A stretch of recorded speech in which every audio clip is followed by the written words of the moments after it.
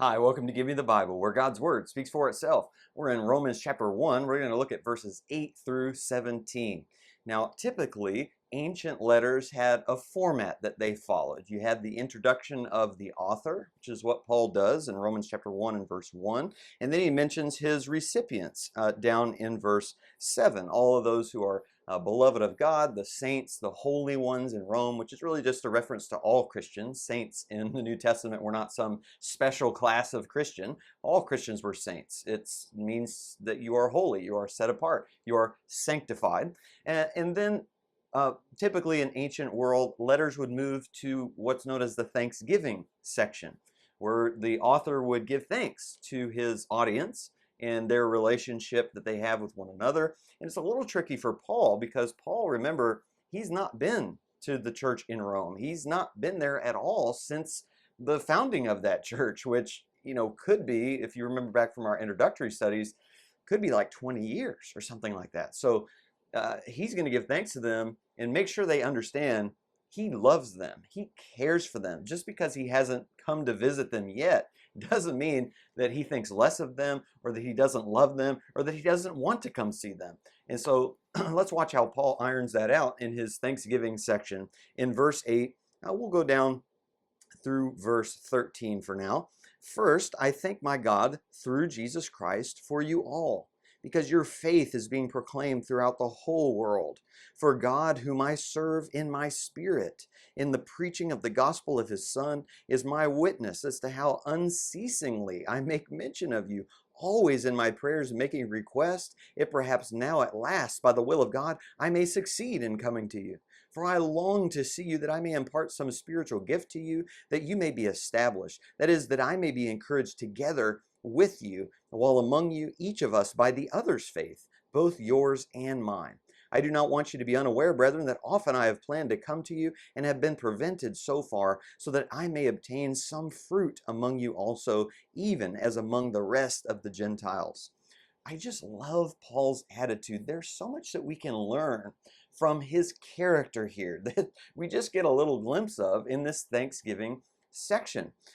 First of all, we see in verse 8 that Paul thanks God for their example of faith, that he's actually heard about their faith proclaimed throughout the world. They have a good reputation at the church, or maybe even the local churches in Rome. And Paul praises God for that. He thanks God for their example, even though he doesn't really know any of them personally. Even though he's not been there, he's grateful for the work that they are doing for the Lord in their city. And that's something that we can learn as well, to realize there may be Christians around the world that we don't know, but we can thank God that they're faithfully serving him and that they're doing his will, especially if you hear of a church. Maybe you hear of a church in a different state and all the good work that they're doing, and man, that's something to thank God for, because God is working through those people in that area, in an area, and what's amazing is Paul's not even there.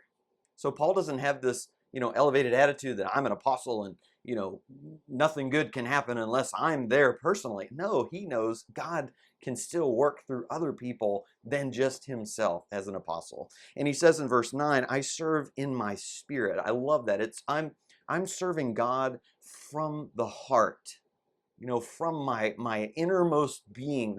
That's how I'm serving the Lord. It's not a external obligation. It's something internal that's just burning within me, that I want to go and spread the gospel. And he says, I make mention of you always in my prayers. So again, he's not just thanking God for their work, he's actually praying actively for this congregation. And what an encouragement to know that these Roman Christians could know Paul the Apostle, even though we don't know him personally, even though he's not really been to visit us.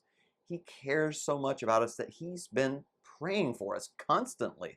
He says, unceasingly, I'm mentioning you in my prayers. And that's exactly how we need to be toward our brethren as well. And you see, he wants to be there, right? It's not like, well, I hear about the Roman Christians, but don't really want to see them. Don't really care what's going on in Rome. No, Paul wants to go to Rome.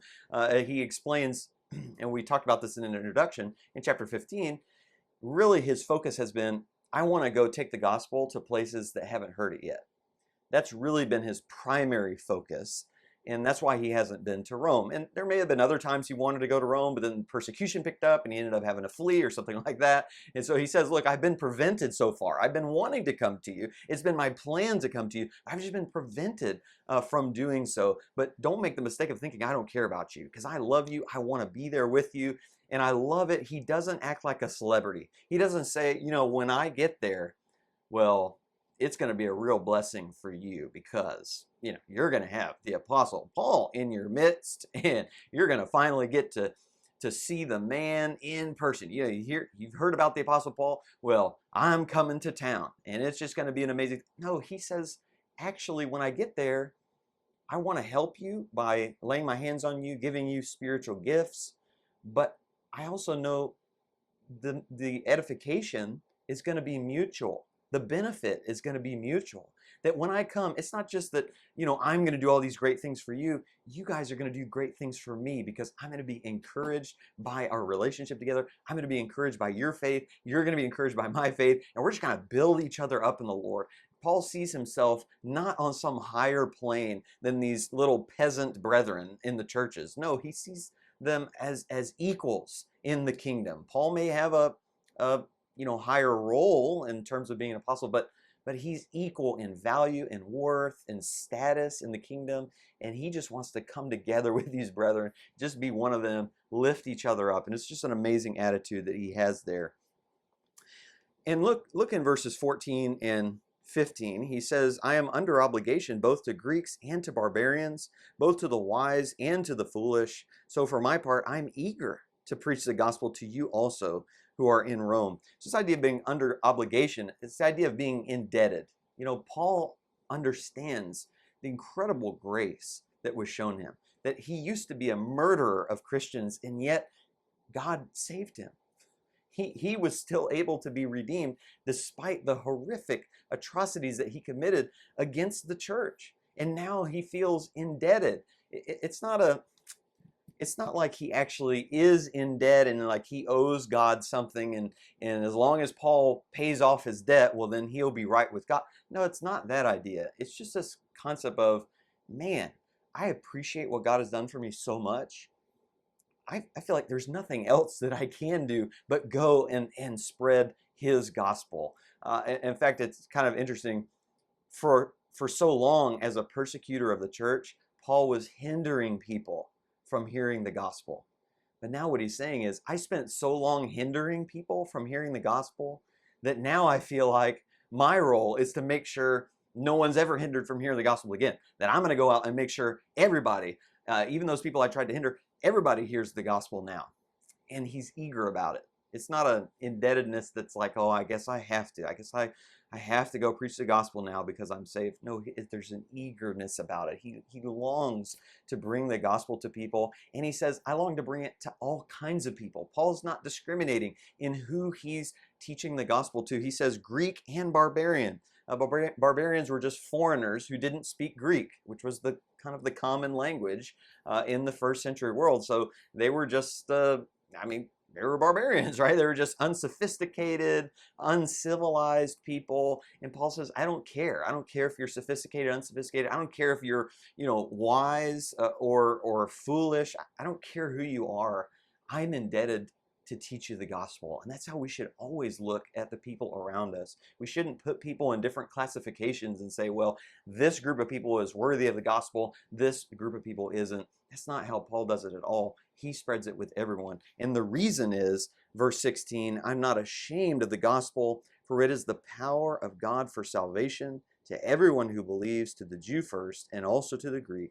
For in it the righteousness of God is revealed from faith to faith, as it is written, the righteous shall live by faith. Now I'm going to pause there and actually make a separate video about those two verses, because they're just so loaded, they're just so packed. I don't want to start at 9 minutes and 30 seconds trying to then give an exposition of these verses. I just hope that you see Paul's heart in this Thanksgiving section for the Romans, and that we can emulate his love for his brethren, his prayer life, thanking God, praying for God's help on behalf of brethren that he hasn't even met personally. He hasn't even been there, and he's praying fervently for them. And this idea of humility, that he sees himself on equal footing with his brethren, no matter his position in the kingdom, and his willingness to share the gospel with all. That's just an amazing attitude we can learn from in our own lives as well. And I hope that's edifying and encouraging to you. And next time, we'll get into 16 and 17 and unpack the depth there. Thanks so much for your kind attention, your interest in spiritual things. Lord willing, I'll see you next time.